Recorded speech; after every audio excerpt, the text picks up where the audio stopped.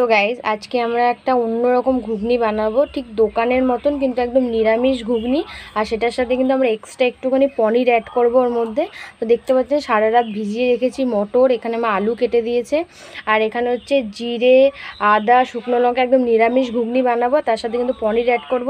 এই ঘুগনিটা কিন্তু খেতে খুবই ভালো লাগে আর খুবই সিম্পল প্রসেসেই কিন্তু এটা তৈরি হয়ে যায়। তো চলুন এরপরে আমরা মশলাটা ভালো করে পেস্ট করে নেব। গাইজ আমাদের মশলা একদম রেডি হয়ে গেছে। তো দেখুন মা কড়াই বেশি করে সর্ষের তেল দিয়ে দিয়েছে, আর যে পনিরগুলোকে টুকরো করে রেখেছিলো সেগুলো দিয়ে দিয়েছে। এবার এগুলোকে হালকা বাদামি রং করে মা পনির ভাজা হয়ে গেছে। এবার মা ফোড়নে দিয়ে দেবে লং, দারচিনি, এলাচ, এটা ফোড়ন দিয়ে দেবে।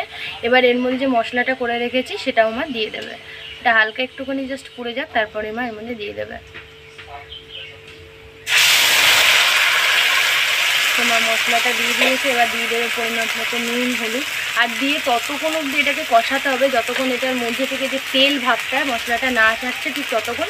তার মাঝখানে যদি জল শুকিয়ে যায় সেখানে কিন্তু আপনারা অল্প অল্প জল দিয়ে কিন্তু খুব ভালো করে এটাকে কষে নেবে। দেখুন একদম তেল ছেড়ে দিয়েছি। এবার মা দিয়ে দেবে পরিমাণ মতন একটু মিষ্টি হালকা, আর এরপরে যে মটর আর আলুটা আমার সিদ্ধ করে রেখেছে সেটা দিয়ে দেবো। আমার কটা মতো ছুটি দিয়েছো?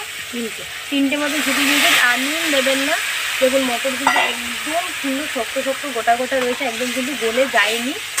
যতই রাতে ভিজানো হোক এরকমই ছিটিয়ে দেবেন, কিন্তু নুনটা দেবেন না, তাহলে কিন্তু গলবে না মটর। তো এটা দিয়ে হালকা মা একটু কষালে, মটরটা কিন্তু আমাদের একদম মশলা দিয়ে ভালো করে কষে গেছে, আর কালারটাও কিন্তু খুবই সুন্দর এসেছে। এবার মায়ের মধ্যে দিয়ে দেবে ভাজা পনিরগুলো, আর ঠিক উষ্ণ গরম জলটা মায়ের মধ্যে দিয়ে দেবে, কিন্তু মা ঠান্ডা জল দিচ্ছে না, এর মধ্যে উষ্ণ গরম জল দিচ্ছে।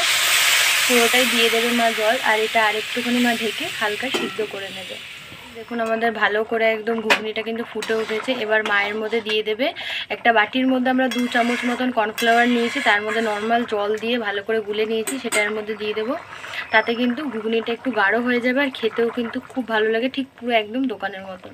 তো এটা দিয়ে স্লাইড একটুখানি আমরা ফুটিয়ে নেবো, তারপরে কিন্তু ঘুগনি একদম রেডি হয়ে যাবে, তারপরে এটাকে আমরা নামিয়ে দেবো। আমাদের কিন্তু একদম দোকানের মতন ঘুগনি কিন্তু রেডি হয়ে গেছে। তো আপনাদের এরকম খুবই সিম্পল ঘুগনির রেসিপিটা কীরকম লেগেছে সেটা কিন্তু অবশ্যই কমেন্ট করে জানাবেন। আর ভিডিওটা যদি ভালো লেগে থাকে তাহলে লাইক করবেন, শেয়ার করবেন, আমাদের চ্যানেলটা অবশ্যই সাবস্ক্রাইব করবেন, বেল আইকন ক্লিক করবেন এরকম নতুন নতুন ভিডিও সবার আগে আপনার কাছে পাওয়ার জন্য গাইস। আর এই সুন্দর একটা নিরামিষ ঘুগনি অবশ্যই কিন্তু বাড়িতে ট্রাই করে আমাকে খেয়ে জানাবেন কীরকম লেগেছে। আর এর ওপরে কিন্তু শসা, পেঁয়াজ, তেঁতুলের জল এই সব কিছু দিয়ে যদি আপনারা খান তাহলে কিন্তু আর কিছু বলারই নেই। আর আজকে যেহেতু রথের দিন, তো আমাদের বাড়িতে ঘুগনি আর পাঁপড় ভাজা হয়, তো ঘুগনি তো অলরেডি হয়েই গেছে, যেটা আপনাদের সাথে শেয়ার করলাম। আর এই দেখুন মা কিন্তু একদম গরম গরম পাঁপড় ভেজে ফেলেছে। তো আজকের জন্য গাইজ এতটুকুই, আবার দেখা হবে পরের সপ্তাহে।